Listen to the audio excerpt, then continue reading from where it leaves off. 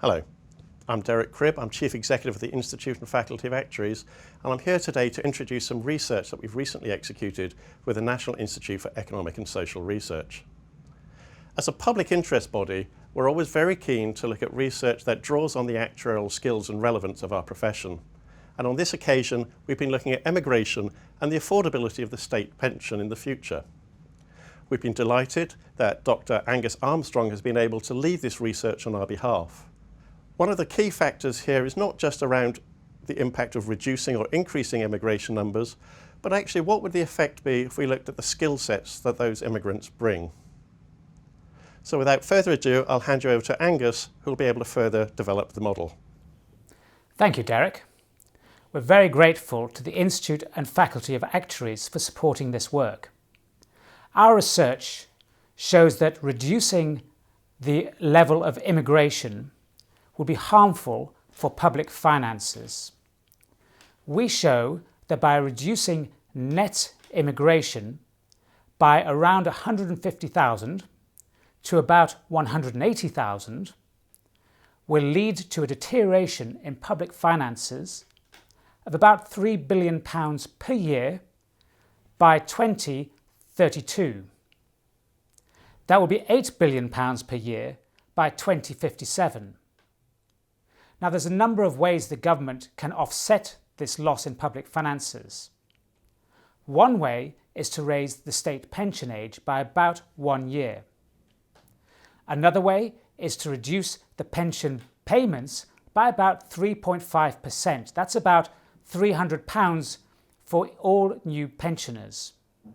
And finally, by raising national insurance contributions by about 1.5%. Another interesting finding of our research is that while the immigration impacts are significant for public finances, the public spending on the state pension system under existing demographics are much larger. We estimate that state spending on state pensions will increase by about £90 billion over this period. And therefore, one of the findings from this research is that, of course, immigration is important for public finances, but much more important is the state of public finances under our current public commitments under state pensions. The research also looked at ways that we could mitigate the loss to public finances. One way that this could be done is by improving the skills mix and therefore the likely earnings levels of new immigrants. A typical approach to do this is the so-called Australian points system, where we look for higher qualified and therefore higher earnings immigrants. This, of course, offsets some of the losses to public finances because they pay more in taxes. And our research shows that how some of the losses can be mitigated if it's possible to go to an Australian point-style system.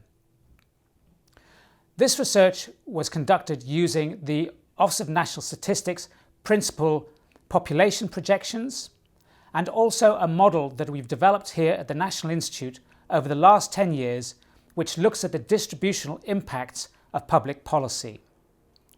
The key effect of this is that we allow for agents, for people to change their behaviour in response to a change in public pensions policy. And it's important to be clear that when conducting projections of the long term, there are inevitably uncertainties.